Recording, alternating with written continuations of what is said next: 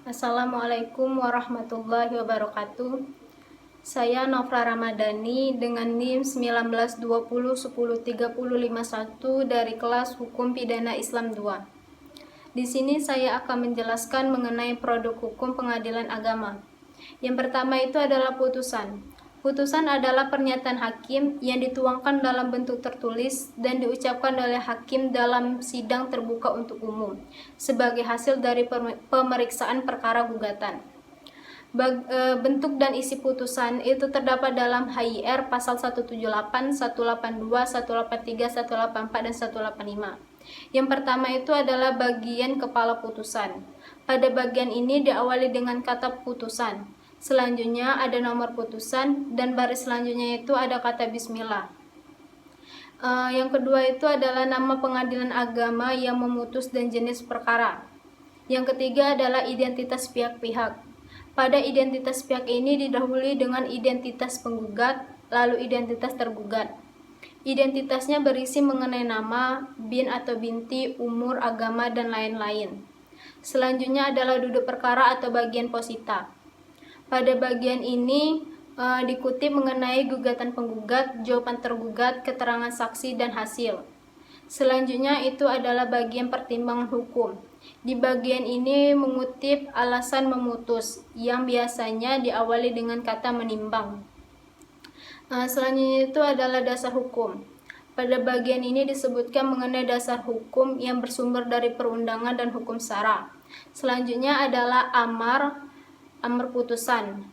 Lalu ada bagian kaki putusan, dan yang terakhir itu adalah tanda tangan hakim dan panitera serta perincian biaya. Selanjutnya itu adalah putusan sela.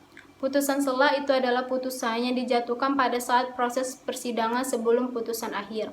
Putusan sela memiliki 4 macam. Yang pertama itu adalah putusan provisional. Maksudnya di sini ialah bahwa putusan tersebut sebagai tindakan pendahuluan untuk memberikan jawaban terhadap tindakan pihak yang berperkara.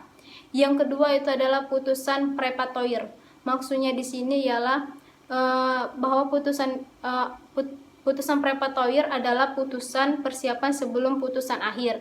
Contohnya itu seperti putusan penundaan sidang. Yang ketiga itu adalah putusan insidentil, adalah putusan yang berhubungan dengan peristiwa yang untuk sementara diberhentikan pemeriksaan sidang. Yang terakhir itu adalah putusan interlokutor, adalah putusan yang memerintahkan pemeriksaan, seperti putusan pemeriksaan saksi-saksi. Selanjutnya adalah kekuatan putusan. Yang pertama itu adalah kekuatan mengikat.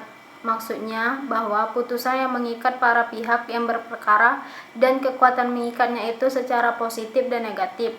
Kalau positif itu putusan yang telah ada harus dianggap benar, dan negatif hakim tidak boleh memutus lagi perkara yang sama. Yang kedua itu adalah kekuatan pembuktian.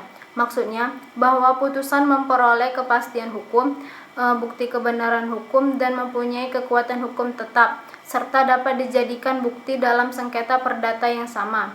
Yang ketiga itu adalah kekuatan eksekutoril, adalah putusan yang memiliki kekuatan untuk dilaksanakan secara paksa oleh aparat negara. Produk hukum yang kedua itu adalah penetapan. Penetapan ialah keputusan pengadilan atas perkara permohonan.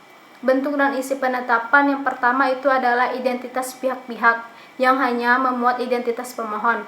Kalaupun ada identitas termohon, itu di situ bukan pihak. Yang kedua itu adalah tidak ada kata berlawanan dengan.